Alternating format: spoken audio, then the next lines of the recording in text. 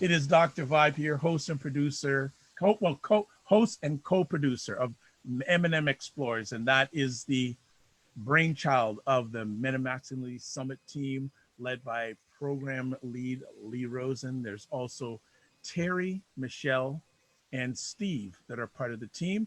And as always, I'd like to say thanks for everyone, especially the dads and men and ladies out there that are supporting us. We're having another epic conversation tonight. And tonight, we're going to talk about work full-time and part-time homeschool teacher, how. And I'm very happy to have tonight a gentleman who I've met through conversations on this platform, Paul Holzer, and he's going to drop some knowledge bombs with us. He's got everything down pat with his young one. He got out the young one already before we went live tonight. That hasn't been recorded. And we like to say, Paul, thanks very much for taking the time and welcome. How are we doing today? Hey, thanks, and I'm glad to be here, and I'm doing great. Had a couple meltdowns today with the kids, so by no means is homeschooling ever perfect, but very excited to talk about it and maybe add a little bit of value and hear from other men. Excellent. So for the people that are watching this live on the Zoom platform, if you have a question, you have a choice. You can type it in, or you can put the raise hand feature and we can get you in, but probably the easiest way is just type it into the chat section. So Paul, before we go any further, can you share a little bit about your background? Yeah, so I happen to be a teacher by trade. I got certified to teach high school when I was an undergrad in college, 25 years ago. Didn't stay very long in teaching, so maybe that helps my background a little bit with this homeschool challenge. But more than that, I'm also just an education professional in advocacy, or really looking at how do you reform education. So I've got a lot of thoughts that I probably won't share tonight around how this crisis should help us change education. But right now, I'm just a dad trying to make working full-time and part-time homeschool teacher or guide or whatever you want to call us, right? Trying to make that work just like everyone else. So just an interesting question. Why, if you're open to share, why did you leave the teaching profession? So for me, I left because while it was great to work with students in my classroom, I had a desire to change the whole system. And I didn't want to try and do that by being a teacher and be one of those teachers that is always wishing everything's different, but never able to do something about it. So I decided to leave the classroom, but stay in education and just work to reform the system from the outside. Okay. I'd just like to welcome everyone who's watching, just shouting out some people. Anthony, two Anthonys, in fact, someone, Joe from Alaska, who said he heard about me, never been there before. Nash and Sam, thanks very much for taking in the conversation live, and please add positive value by asking questions or making comments in the chat box. So Paul, when you heard about this C situation, how did you respond, I guess, as a dad yourself? And what were your thoughts for other dads out there? As a dad, I responded with a little bit of anger, to be honest, that this was all going to get thrown on my wife and I. And with a spouse who also works full time and sometimes more hours than I do, I just thought, we have a complicated life, working two full-time jobs with two kids. This is going to make our life impossible. And I was, pretty resentful about it. I didn't have anyone to resent. There was no one to blame, but I was pretty angry that the responsibility is going to fall on us. Once I got over that, I would say I was ready to kind of step into it as a partner, and I was kind of waiting to see, what the school was going to provide us to make this, somewhat easy for us, which I can't say it has been, but I was hopeful at the beginning that it would be really easy. Thanks for being honest and real with us. With other dads that you're speaking with, how are they handling it? It's all over the place, Dr. Vibe. I've talked to colleagues of mine who work full time and have kids at home, and they just say that they're in a constant state of chaos and being overwhelmed. Others are not feeling it as much because their spouse is doing most of the work, to be honest. So you get this kind of wide range of emotions and of situations. I think majority though of the dads I talk to are at this point have kind of figured out a rhythm, somewhat of a partnership with their spouse, and are just kind of like in that zone of making it work with the whatever it takes kind of attitude, which I think is pretty great. Excellent. I think that leads into my first conversation piece with you. And what are the conditions that need to be set for you being a great dad during the C time? Yeah, I think I like the question, for you to be a great dad, because I feel like the context here should not be how do we survive and get through it, which I think is how most people tend to look at a tough situation, right? Is like we just got to grin and bear it. I think there is an opportunity to come out of this and to really be a great dad, not just a decent dad, but an even stronger dad and father than you were before the crisis. But we got to start with conditions. So I appreciate the question, and I would love to hear from other folks too. But I think for me, when I think about conditions, a couple things come to mind. One, if you've got a partner at home, it starts with actually having a really strong partnership. This is the key condition, I think, unless you're a single mom or single dad. The key condition is being able to communicate and plan effectively your week with your partner to make sure that you're going to find a way to fit in everything you have to do, everything he or she has to do, and then also address all of the kids stuff. That kind of like communication is so important for relationships. I think here's where it matters. Here's where the rubber hits the road, I would say.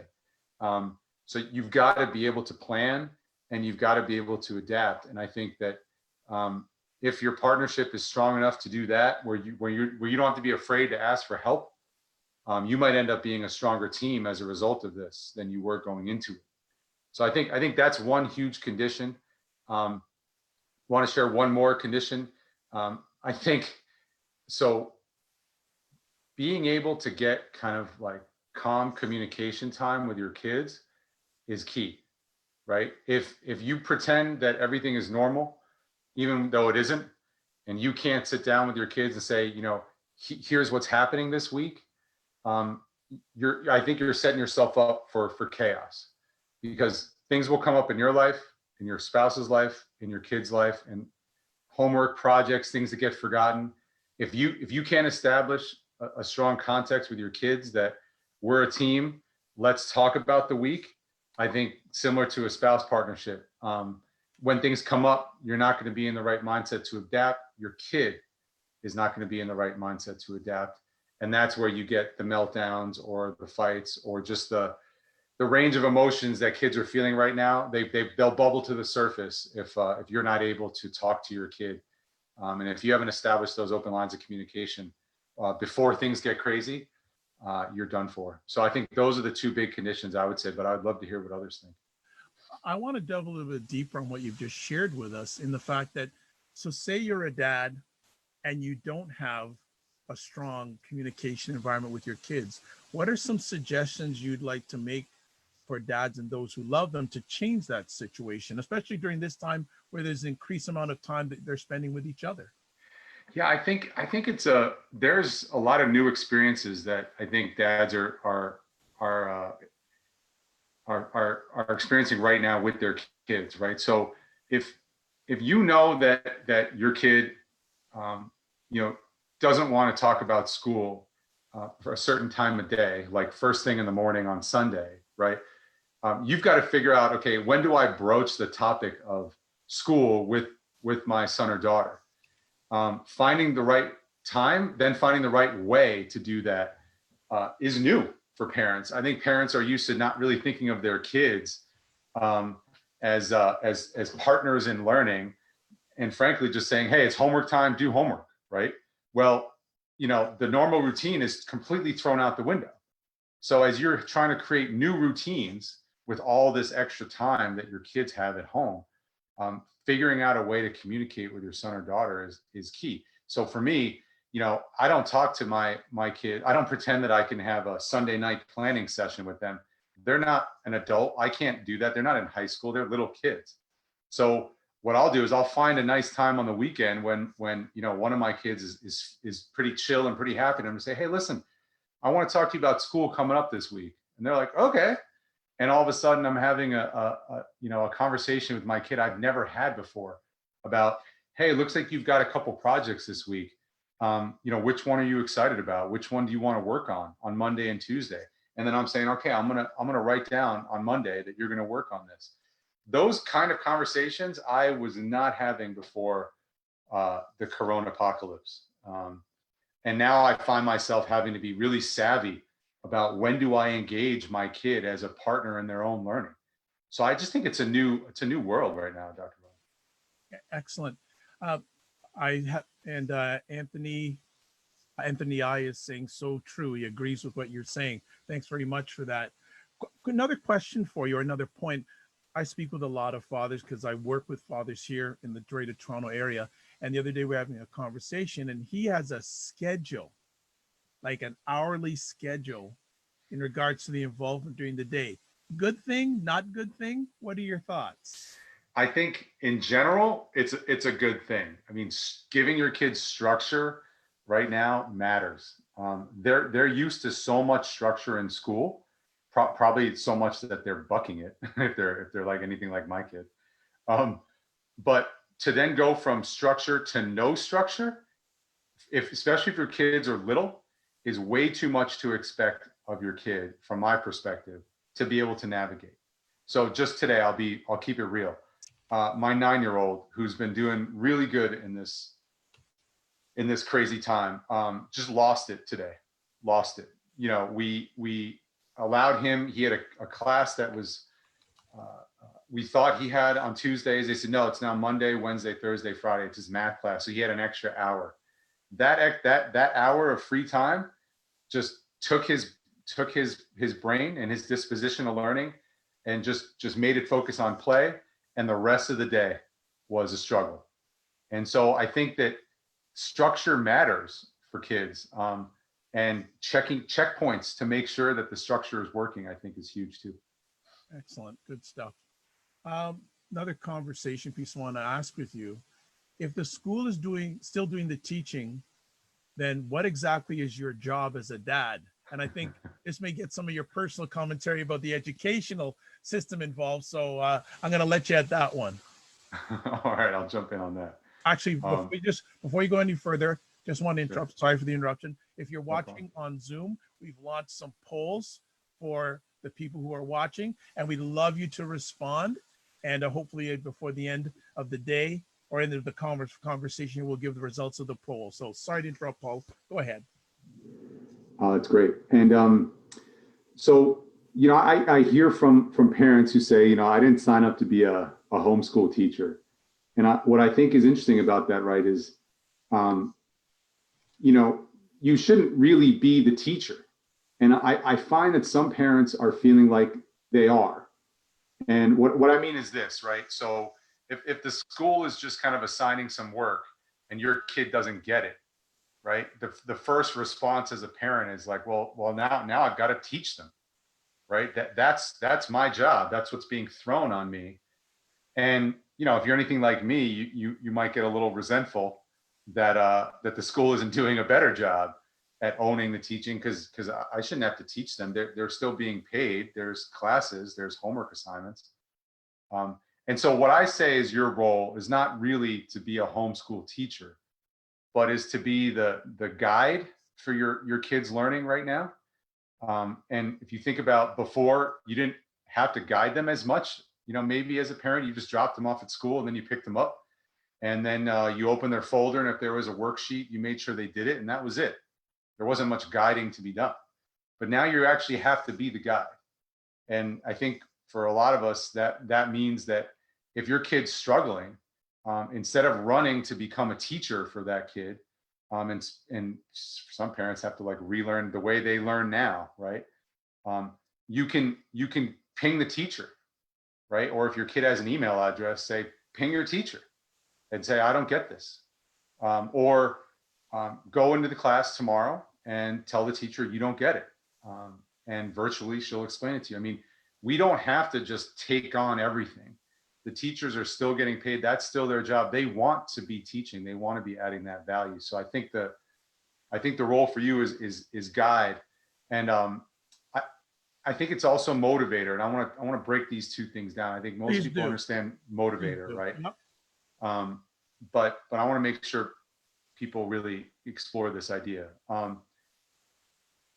So we'll start with guide. When you're a guide, right, you're laying out for your kid, what is it that they have to do. Before, the teacher would just do that, right? This homework's due tomorrow, and that's it. There's a project. Guess what? They'll remind the kid every day that they see them that there's a project they need to be working on, and giving them time in class to finish it. Now that's on you, right? You're like kind of like the scheduler. You've got to be able to remind your child, this is what's due. Did you turn this in? Do you know how to turn this in? Did you talk to your teacher about the piece you didn't understand? That's the role of a guide. Budgeting their time is part of that too, right? So this is due Friday. When are you going to work on it? Like I was talking earlier. I think motivator is something that we usually don't have to do much of as parents until our kids maybe are much older. That's the teacher's job too, right? If your kid doesn't like math, well, that's the teacher's job to kind of get them to like math. Well, now you're going to have to kind of get in on that.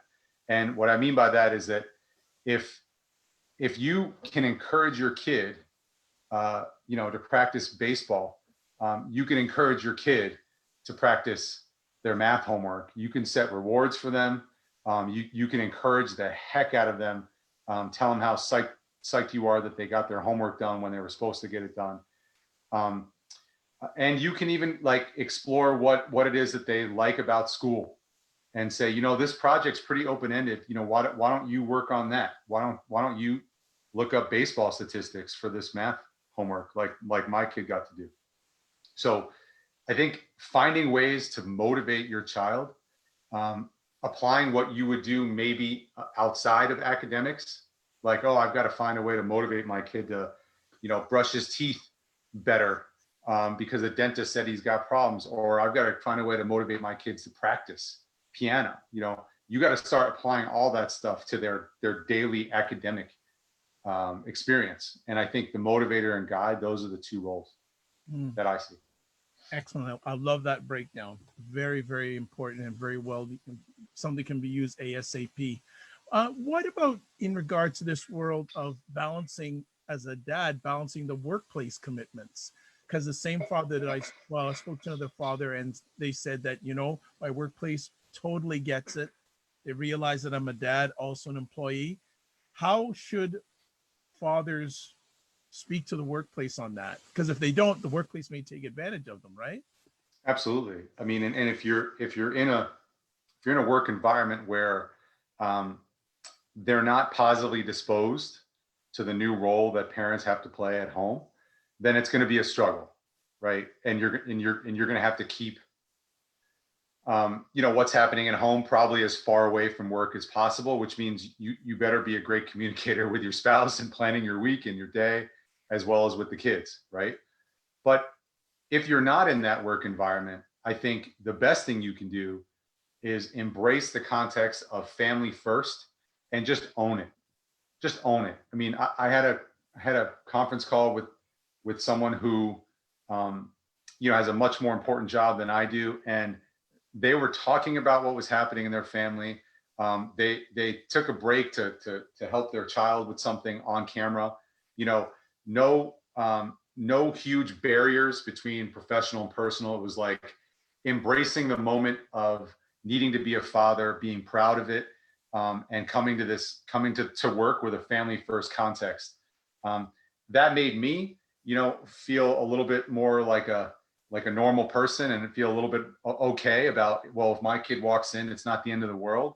And I realized, I think like a lot of men do, that, we just got to be proud of the moment, proud of playing all hats, and owning it. And I think that positivity will actually do well for everyone else that we work with.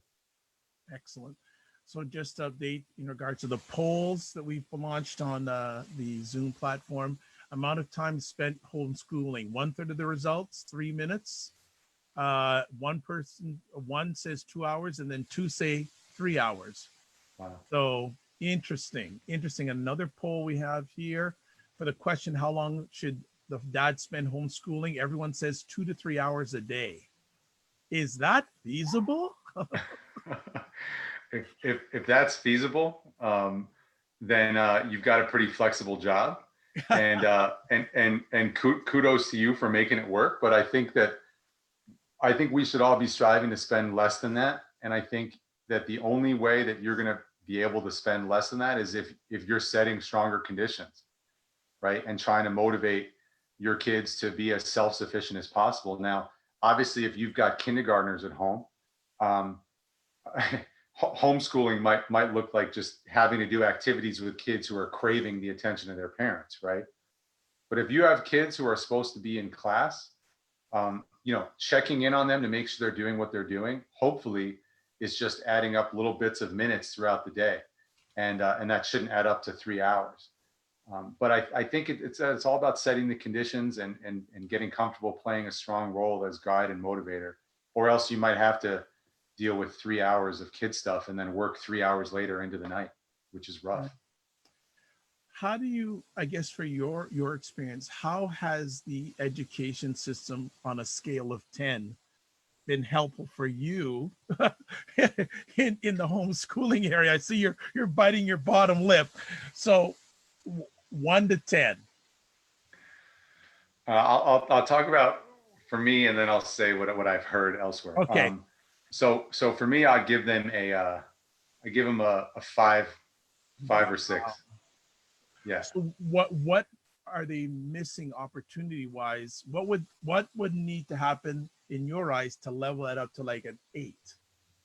I think, all right, so here's 3 things that I see that are missing. Okay. One is the absence of a routine from school, right? I mean, they're assigning work and there's a couple check-ins, means that you have to provide all of the structure. I have heard of other schools providing a lot more structure, and I've heard that those parents are much, much happier. Now, obviously, more structure might mean less flexibility, but once you know what the school day is going to look like every day, you can plan around that. So the lack of structure and all this kind of free time, like here's what your kid needs to do, good luck, is an area of improvement. Another area of improvement is the kind of work that's assigned. So, you might crave, easy worksheets for your kid, but if they're getting their work done in, an hour, that's problematic for what you might want to have planned for the day, which is one of the things I've heard is why some parents are spending so much time with their kids, is because in an unstructured day, the kid might be done with their work after an hour because they can just fly through it. Because school is actually, you're not actually like learning all the hours and all the minutes of a school day. That's true. Right? You're transitioning to activities, you're having conversations. You remove the social and the interactive piece of school, and it's just a set of work. Your kid can crush that in an hour if they're, if they're up to par, if they're on grade level. So I think that's a huge, missed opportunity for the schools. They should be thinking much more about, give kids more material. Maybe don't make it all mandatory, but give parents a ton of material. Even the next grade up, give them that material, and then let the kids stay busy. And then the third thing I think is not the amount of work, but the type of work. So if you have a kid who would really love learning more than they love school, if they got to do more cool projects, like get outside in the yard and find things, and there's a ton of project-based assignments out there that a lot of teachers don't use, but that they could get their hands on very quickly. And I know schools have been, progressive schools have been trying to quickly train up their teachers on project-based learning, but I think it's for something that's supposed to be like breathing for teachers in the 21st century, this idea of project-based learning, I think we're realizing now, like, no, they're not trained on it. It's not breathing at all for them. It's new. It's outside of what they normally do. And now when you need it most, is when they're failing to provide it. So those are the 3 big areas, Dr. Bob. I'm just keeping it real. Hey, that's why we have you on, because we know it's going to be real. But Uh, I'm curious to see what other yeah, folks think about and their again, school experience. so Anthony I is saying, however, we are stuck at home isolated because of COVID-19. So if you're not an essential service, we have time for school, Ah, which is interesting. So making the time interesting. Question I'm just going to pull up here. So it's sort of building what we've already had a conversation about. There's a question here from Anthony D saying, what do you believe the percentage of time should be used in homeschooling when it comes to educational television / audio or video versus face-to-face teaching time? Good question. Good. What are your thoughts on that as a dad? yeah. So I think, so screen time should not be seen from my perspective as like all things on a screen are equal, right? So one of the big things that the school isn't doing that forgot to mention earlier is allowing kids to be social, right? So I would love to add an additional 45 minutes to an hour of screen time for my kid every day if they got to interact with their classmates like we're doing right now, right? I'd be like, I'm more than okay with that. That should be a structured part of the day. That's probably the thing that the kids are missing most. But with technology, that should be the thing that is easily facilitated. So for me, I feel like we all have to up screen time more than likely, unless we can somehow tell our kids just to independently do more activities, which is tough.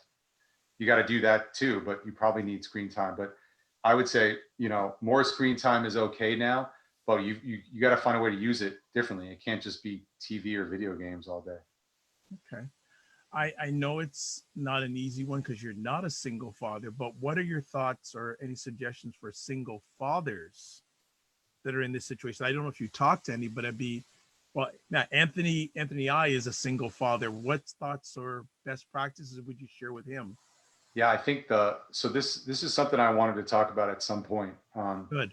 As it relates, I'm going to bucket this, within my context, which is just advocacy, right? So if you're a single father, and ideally, you first of all, hopefully you can still work. Secondly, if you're managing to work from home during this, then hopefully you've got some flexibility. If you don't, right, then obviously this is going to be damn near impossible.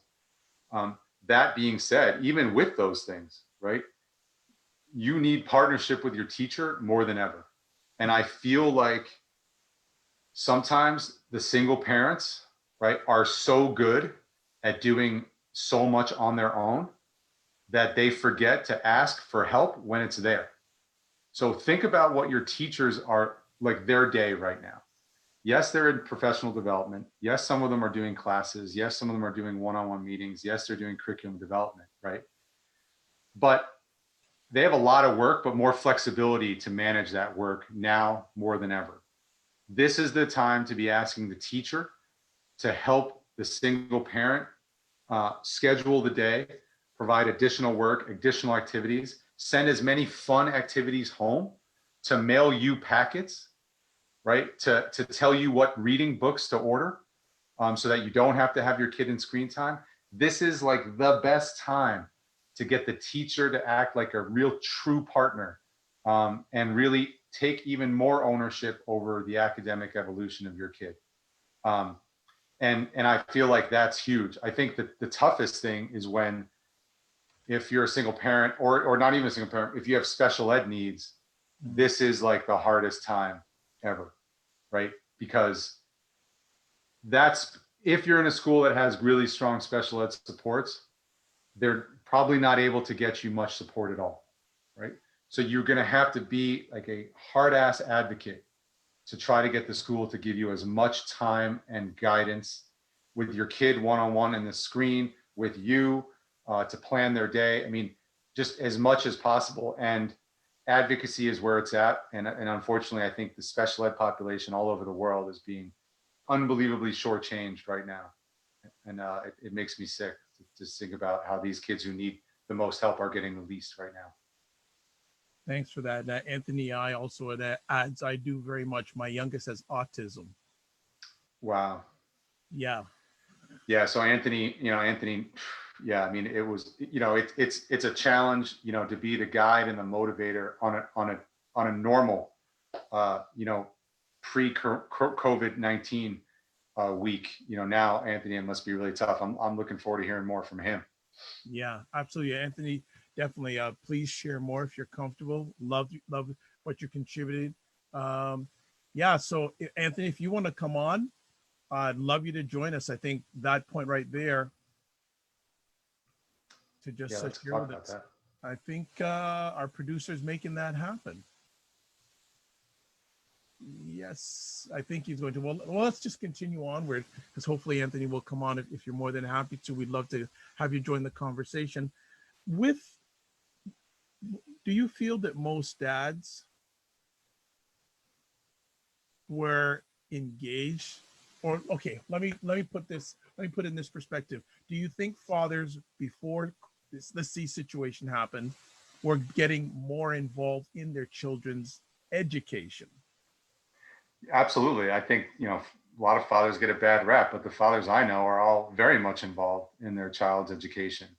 I'm not saying they're playing the exact same role as their spouse is playing, but they're playing critical roles in their child's education the same way that their spouse is playing critical roles, and they're divvying up the responsibility normally. So I feel like dads get a bad rap, and many of them are very much involved.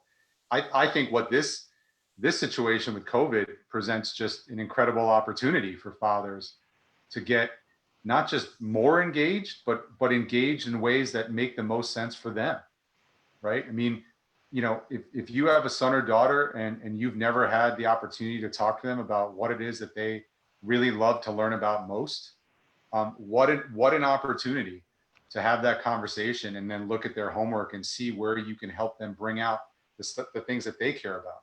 Or if you're able to identify their learning style because you're slightly more on top of the work that they're doing. What an incredible opportunity to say, I didn't realize, how much my child, enjoyed learning, kinesthetically with their hands, and they're out there crushing this project that their teacher gave them in art, or, a real life math project. Or I didn't realize that my child was so excited about using the computer and doing internet research. I mean, these are things that we all wouldn't know otherwise and expect the school to just take care of. So I think it's an incredible opportunity. In your journey as a father, are you seeing the education system making more of an effort to engage with dads? And I'm not talking about the dad's responses, but I'm just saying from the educational system point of view, do you feel that they are reaching out more before this situation? No. I mean, I see them reaching out um, slightly more because of the advent of technology to parents in general. But I don't think that the schools are making any real specific efforts, from what I see, to engage fathers in particular. So I sit on the board of a nonprofit called Fathers in Education. It recently launched in Connecticut, but it was founded in Atlanta. And their whole mission, right, is to kind of triple the number and the depth for fathers being involved in their child's education. And they would say, like, people just think of parents as parents, right? They're missing the opportunity to think of, dads as dads, fathers as fathers, and saying, hey, let's have a fathers only meeting, virtually, and see how many fathers can join in middle of the day to talk to the principal about, what they want to see happen with their kid, and how, like, that just doesn't happen. I just think, the school's just like, parents are parents, and they just assume it's mostly mothers. And they're missing the boat where they could engage a lot more dads if they did stuff that was specific to dads, I think. And I think another interesting factor, take it wherever you want, that 80% of teachers in the public school system are women. Certainly, certainly part of it. Absolutely. Anthony, I see you. If you want to come in, just take yourself off mute. We'd love you to join the conversation because we see you. Would love you to join us if you're ready. But that's up. There we go. How are we doing? I'm okay. Good. Well, thank you for joining in, and thank you for being real with us in regards to managing the education of an autistic child during this. How are you finding it? What are your challenges? And maybe either myself or Paul can help level you up in some way. So do share. Oh, I have the teacher calling me every single day, well, Monday to Friday, right? And so she gives me strategies, things I know already because I attend autism programs with my little one. And so, yeah, she gives me strategies and I work on it, like zipper the jacket, hand over hand. She doesn't like pecs, unfortunately. Um, so she's always running around. She's only 11 years old and she acts like she's 6, right? But she's a handful, right? So it's all over, right? So I need help. I'm asking for, Yeah. yeah, I need help. Go ahead, Paul. Yeah, that's it's tough. And usually, is she in school usually, or is Oh it a yeah, half day? What's her program? yeah. It's a full day of school. She's usually in school, and a teacher tells me to put her on speakerphone, and she's like listening. All right, let me show you a picture. Hold on a second. Yeah, that's great. Yeah, I'll show you a picture of her. She's an awesome individual. And so while you're doing that, right? So usually at school, right? So she's used to engaging with people in a specific way, right? Who's her? That's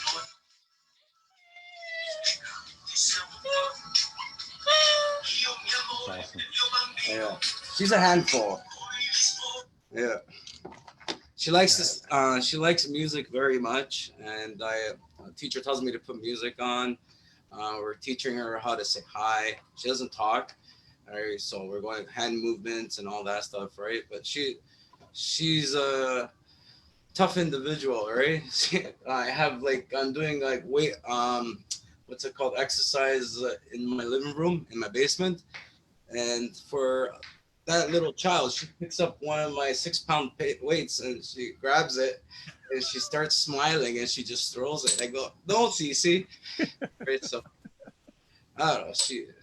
I love her, right? So finally, my ex-wife has finally stepped up, all right, giving me a hand since COVID-19 started. Nice. And yeah, I got to put my charger on ASAP. I'll be right back. No Sure. problem. So Paul, anything you'd like to add or share in regards to a situation like that? Yeah, I'll just describe, like, for those who don't kind of understand just how hard the challenge is with special ed students, right? And across the whole spectrum. I mean, obviously Anthony's daughter's on one side of the spectrum, and there are other kids who just have, slightly limiting disabilities. But um, if your child, right, is used to getting support from multiple adults, and is also used to a certain structure, and is also used to kind of a tone throughout your day of energy, levels of energy that shift, and then you totally change that, right? And not only change it, but drastically change it such that the child's locked in a house with a small group of people, a whole new routine. It's going to be really, really difficult, really difficult. And I'm sure Anthony has experienced this. And, I had a conversation with someone who, they have a son who has a number of disabilities. Usually it's not just one. And they have a not even a daily check-in, they just have a weekly check-in. And it's there's the paraprofessional that is usually in the classroom with the student, plus the woman who runs all the special ed for that school and another school is in that check-in. So you can imagine, right, that they're spread so thin doing these check-ins. And this dad was saying, that's all I get, right? That's all I get. And so even with Anthony, I mean, even it's daily, but it's still that's all you get. I think the opportunity, is to try and get as much help through the school as possible. I mean, Yeah, I asked for help late, not too long ago from Asian Discovery, right? So they're sending me some video programs, right? So nice. they sent it to me today, right? So that was pretty cool, right? So that's great. I want to study that. Right now, my children are with my ex-wife. I have primary custody, but so I have this week relaxed, doing my taxes, study the videos, and yeah, when they come back, my oldest daughter, she's very independent. All right, I want to sit down with her and teach her. I was like listening to you, but she's 13 years old. But she goes, Daddy, I got it underneath control. Leave me alone. I got it underneath control. Everything is on Google. I go, okay. Are you sure? That's like a silver lining in all this, right? Just like if your kids can reach that level of self-sufficiency, man, like earlier than you'd expect, that's like a huge silver lining with all this. You know, I find it difficult for myself too, because I have dyslexia and I'm illiterate, right? But that doesn't stop me. But yeah, but it's a little difficult. So I tell everybody to send me videos so I can learn, right? So yeah. All right. Yeah, videos are great. And talking to people too. I mean, the thing that I was going to mention, Anthony, as well, was that so this friend of mine, for his son, you know, he thought, well, you know, for a lot of these kind of occupational therapy places that are really busy, they're not busy right now. No. Right. In fact, like some of these places, unfortunately, right, are having to furlough employees because they're like, they can't charge because they're not seeing students. And so, you know, he was able to find some additional resources from folks who he left a message on the machine, and an occupational therapist called him back. And he was like, that was cool. You know, that was cool that someone was just like, yeah, I got time. And so what's your situation? Let me try to help you out. I thought that was kind of cool too. It was like, yeah, like you're doing, Anthony, like finding resources from wherever you can. I think that's the way to go. Oh, I'm all over. Like I'm researching everywhere, right? So I just want to get as much resources and as I can and watch them and do exactly what I'm supposed to be doing with Cece. So I think awesome. she's better at school. She does learn better at school, and I do respect the teachers much more now. And I didn't improve with the strike, but I'm learning, right? So yeah. Well, But the nice thing, I think, I mean, what, like your attitude towards this, right, is so positive. And, you know, even though she may not get, you know, as high a quality educational experience from you at home, you know, hopefully the bond that you guys get to build by spending more time together can pay off down the line, right? So, oh yes. Anthony, I'd like to thank you for sharing, and please keep in touch with us if there's anything that Madam Mattingly or Paul can help with. We'll give our contact information at the end of the conversation. All right. Okay. Kudos to you, Anthony. Kudos to you. Excellent. We've got Joe P, who also going to be joining the conversation. So Joe, take yourself off mute and we can make this happen. Okay. Can you hear me? Yes, sir. Okay. Just to be clear, I'm not really from, what do you say, Alaska or something? I'm from Connecticut. That was me trying to be funny. So yeah, I have two boys that are 6 and 8. The 6-year-old has autism. He doesn't talk unless he's really motivated. You know, he understands, you know, cookie and, you know, like things that he wants, generally food-based stuff.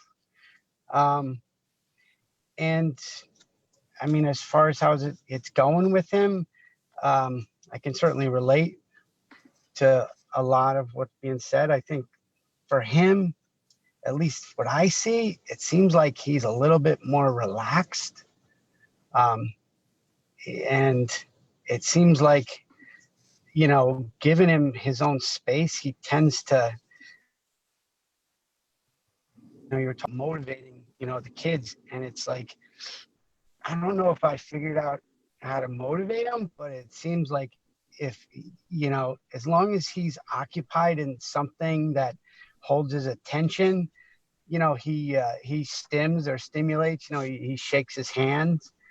And, you know, there's a couple like learning games on the iPad that he, you know, that he, you know, kind of, you know, that he likes to play.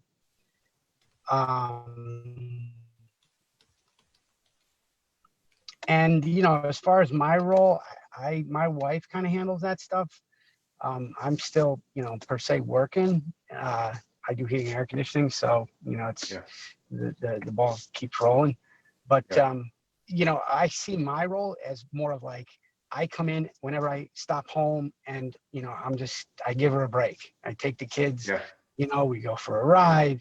I take them, you know, on the scooters around the block, you know, whatever it is, 20 minutes, you know what I mean? Let her, you know, kind of give her the space. And I don't push the kids, either one of them, too hard, it just, or my wife, just to kind of keep the stress level down. And, I certainly, connect with what you're saying. And, I'm not sure it's enlightening to see that you can see that the extra energy that has to go into somebody with special needs. I'm assuming you don't have a special needs kid. Is that? Nope. Yeah, but that's to see that perspective. Well, I mean, I have one child that's ADHD, but that's like super manageable, luckily. Yeah, I mean, on a, I was talking to you earlier. On a good note, the yesterday morning, like I said, he doesn't have a ton of words, but he sat down to eat his pancake, and he's like, there was no syrup on it, and he's like, syrup, and he said it perfectly, and I was like, man, that's a win. Yeah, So, seriously, but, that's awesome. I I think that's great. I was just going to say the strategies that you were saying with the strategies that you were saying with, like, getting the school to, engage. My wife, at least, told me yesterday, she's, he doesn't do well, like, through, like, the iPad. They do try to interact with him, in our district, several times a day. And, it's better when it's better when they train her and then she kind of, puts on the lesson. And, thank God she can stay home with them. But, certainly, the added pressure, he does have his moments. Yeah. Like interacting with adults through a device, can be close to impossible or a waste of time for certain kids, and that's for sure. So Joe, let me ask you and as I asked Paul earlier, on a scale of 1 to 10, how are you rating your school system's performance during this time? It's pretty good. I mean, I don't really, I see that my son, I check in on my older son, and he's, he seems to be doing pretty good. They give him a lesson, and, they follow a routine. They say the Pledge of Allegiance in the morning. Nice. We adopted that ourselves just to kind of start the day. I think, but and as far as my other son with the special needs, it's been a learning curve in that, like, he's not going to sit in front of the TV, in front of the iPad and watch somebody. So, they want to interact, and, I think you said it best. It's kind of a waste of time. Like, it's just not he's not going to sit there and say, Apple to somebody on the screen. It's just not. But it's I don't know. I like, to be honest with you, I get to spend a little more time with my kids. I get to see them more. It's my son seems a little more relaxed, like a little less pressure, but I don't see him, I'm not with him 24 hours a day. Okay. That's a beautiful silver lining, though. Yeah. Right. The idea of being able to spend a little bit more time, especially, Joe, if your role is to come in and provide a much needed break to your wife, most likely, to the extent that you get to do a couple cool activities with your son, and have positive interactions during that time, or just step in and play a role to de-stress a situation if it's stressful, is phenomenal partnership on your all's part. One of the other things that I've learned is that, people have been saying this to me all along, it's like that we should, as parents with, with his speech, is any way I could find a way to motivate this kid to do, like, if I give him just a couple of chips, then he's got to come back and ask for more, like if he wants a vitamin that's candy, it's like, he knows he's going through like a regimen of ABCs, counting, what's this, and it's also helped me learn to teach him better. Like, the other day, like, I was asking him about fruits, and there was a lemon that I had that was half cut. And I took his finger and I rubbed it on the lemon, and he stuck it in his mouth, and he's like, sour. And, and now he knows lemon, I pick it up, he knows lemon. So, yeah, Good stuff. I'm complete. Joe, thank you so much for joining us. And Tom Mack says hello. Oh, wow. There's the legend, huh? He Wow. says hello. So definitely that's good. So thanks again for sharing with us. We're going to start winding the conversation down. Paul, one of the things I wanted to share with you also is the fact of, if you're in a relationship with your partner, what are some things that the partner and the father can work on to make the educational experience the best possible during this time? Yeah, so I think one of the coolest conversations that I've had with my spouse, that I feel like we should have had a long time ago, if I'm keeping it real here, is just, what is it that we actually expect our kid to be able to do, right? So when homeschooling, started, my wife's standard was different than my standard, and when parents have different standards, your kids will let you know. And there was a lot of this, like, no, I don't have to do that. I'm done. Mommy said I'm done. Or vice versa on something. I'd say, no, that's good. You're good. Send it there. And then my wife, like, he's not done. He needs to do this, right? So I think that just one thing for advice is have a conversation that you usually don't have with your spouse around, what is your expectation, right? For what do you really think your son should be able to do, right? If your kid is 6 and they don't know grammar, and they're not supposed to know grammar, but you want them to know grammar, well, it'd be good if both of you are on the same page. Same thing with math or anything. What does him finishing something look like? That stuff, I think, is an opportune time just to get on the same page about what your little son or daughter should be able to do. And it's going to take time, but through good communication, I think that's a solid piece of advice, Dr. Bob. Excellent. Well, we're going to wind it up here.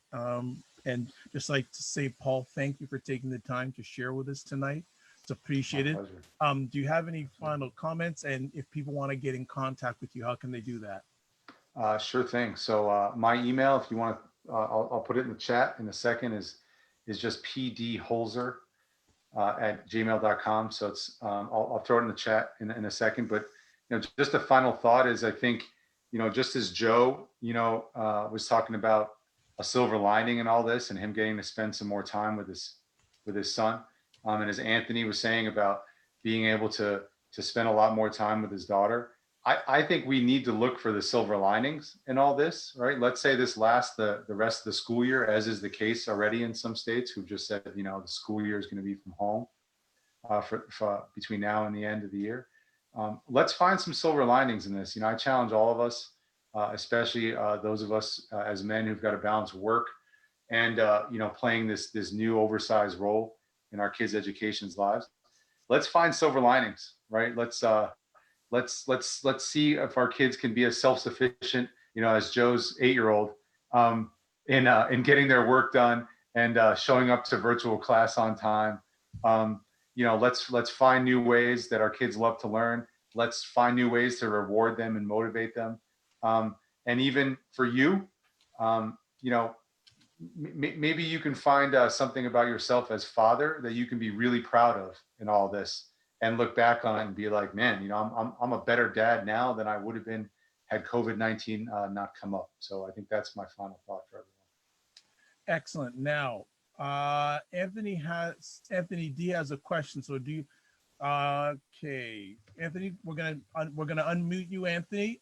You've got the last question, so go for it. Hey, I got one quick question. It kind of stresses what I was talking about. In my experience with homeschool, I was in homeschool from late 80s to early 90s. Most of my homeschool was comprised of a syllabus, and and educational tapes where I had to watch the tapes and do the work and then send the tapes back in with the homework, and was graded that way. And then also a lot of my time I spent watching public television. Literally, I just sit there and I'd watch public television for hours or listen to the radio just for hours, just because it was educational to me. Yeah. And my mother kind of was just like, I don't like you doing it, but come to find out I graduated early because I did that. I did that. Also, I was deeply involved in ham radio. I was involved in piano and extracurricular activities all the time. So that gets to my question is, in homeschooling, what do you think, especially in this time with COVID-19, enforcing is not a good word, but ensuring that a child is pursuing the extracurricular activities, say they have an interest in electronics or building computers or ham radio or just something, or playing the piano or learning the violin or just something, just what's the importance of that? Huge importance for two huge reasons. I'm so glad you're ending this on with this question. So first reason, this is like project-based learning is all about exploring. I was criticizing my school district because they don't do as much of it, but man, what an opportunity that you have to look around your house and think about stuff that your kids could get into, right? So you're talking about radio. So my kid found, his grandma, had left one of those TV radios, right? It was all in one, this big rectangular things with the black and white screen. My kid has spent hours messing around with that and has taken a huge interest in even just trying to figure out how do TVs work? How do radios work? Which I then allowed him to research on the internet and watch electronics, like some engineering videos on YouTube, right? I mean, I'm talking about hours over the last 2 weeks of cool internet exploration and messing around with this TV radio. I love it. Wow. I think it's huge for their learning, but it's also huge for just a good positive time suck. So for the families out there that are like, oh, I'm giving my kids 3 or 4 hours of TV or video games a day, I would just say, think about Anthony D's experience growing up as a kid and say, what can your kid get into? What can you help them get into? The other day, my little one was marveling at a map. You'd never seen a paper map, right? Like, and he was like, enthralled by this thing. And I was like, knock yourself out with that thing, man. So I think that's a huge opportunity for kids. I hope everyone takes advantage of it.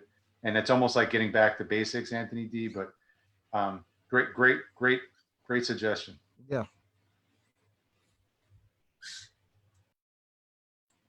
You're on mute, Dr. Vibe. I got it. We've got one more question, and we're going to get Sam N to ask it live. So Sam, you're on top. You're on board. Hey, Holzer. So Hey, I think that the biggest challenge we face sometimes is the motivation of the kids, right? So we have certain expectation for them to do certain tasks.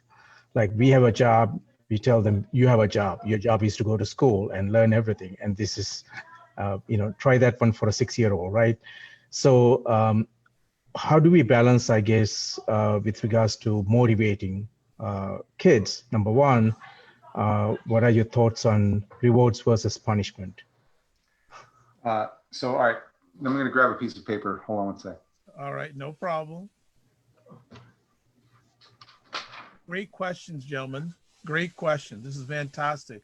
Really. So great question. So before we get into rewards and punishments, I just want to bring this up. So it became really clear to me early in this experience that my kids thought they were on vacation. Not that that's what they'd say, okay? Yeah. But that's what their actions led me to believe, okay? So I wrote down, what vacation expectations are on the bottom of the page, right? And then I wrote down what are school expectations. And then I said, we're going to meet in the middle, okay? To try to level set their expectation for what their life, right, should be demanding of them. And I can't say that like, oh my gosh, this changed my kids and ever since then, but it allowed us to at least establish a common language around what this experience is right now of homeschool / fun time / attend virtual class / annoy your parents, right? So I feel like that's an important piece of this. And to the reward and punishment, the reward piece is there, right? When kids are home and they have all these things that they can do in their room or on their video game system or on TV, right? The stuff that they're maybe used to doing more on vacation, making sure that they know that they have to earn those things and that that's just not there for the, like, because in their mind, they start there. And then anything that they do that isn't that, it seems like a punishment. Yeah. Right. And that's, so getting them out of that thinking is huge. But then because screens are so important to kids, we do have the ultimate kind of trump card of taking things away. I have found that rewards work better for their attitude. Being cooped up at home is not fun for us. It's not fun for them either. Yeah. So just threatening them all the time has been rough. We've found that when you got to do that when you have to, but the more you can kind of come up with cool rewards of whether like we're going to order some, special food, we're going to go to the one ice cream store that's, allowing you to, do pickup, or we're going to pay for an on-demand movie or whatever you can come up with. I think you got to employ both. But I think it all starts with the level setting of expectations and having that conversation. Yeah, I think the kids have an entitlement issue, right? So they always think that they are entitled for everything, and but the psychological association for them is so strong right now, right? They're like, I'm home, so even though it's school, it's not school. It's not school. Like they know they're enrolled in school, but they also know that they're not in school, right? Because they're home. Yeah. And let's be honest. I mean, most kids, in this country, for good reason, aren't, don't associate home with homework. They're not doing a ton of homework. They associate home with sleep, food, and fun. Yeah. I think we've got to work with their psychology and meet them where they are, but they've got to meet us where we're at too. Yeah, agree. Great question. Thank you. Anything else you want to add, Sam? That's it. I'm good. Thank you so much. That was the last question now. Everything is done now. It's a done deal. Like to say again, huge thanks to Paul for taking time out of his positive, productive schedule of parenting, working, being a great servant. And what's the name of the organization you're part of again? Achieve Hartford. It does education advocacy just for the city of Hartford, Connecticut. Okay. It can be found online? Yeah, I'll throw in the email address. Okay, right. and as I'm just signing out, I'd like to say thanks again to everyone who jumped on. Paul, Anthony D, Anthony I, Joe, Michelle, Nash, Sam. I know Tom Mack is on the Facebook side. If I didn't say your name, it's because of my head, not my heart. I'd like to say a big thank you to Lee Rosen, who's doing all the background work and making it happen. Thanks to Lee for introducing me to Paul, because he's leveled up me, and I really appreciate that. Also, the rest of the Men Maximally team, Michelle, Terry, and Steve. Can't forget Steve. Next conversation comes up tomorrow night. The gruesome twosome, sometimes as I like to call them. Robert Leung and MJ Durkin are back tomorrow night. I think we're back at 8:00 tomorrow night. Go on the Men Masculinity Facebook page, you get all the information. And we're just having Ask Me Anything. So we have these two male powerhouse leaders. You can ask them anything. So certainly would like to have you back. And anything else, go to the Men Masculinity website, www.menandmasculinity.com. I am Dr. Vibe. Thank you for watching. And we're going to get over this, folks. Don't worry. We're going to get over this. Good night and have a great evening. Stay safe, everyone. Take care.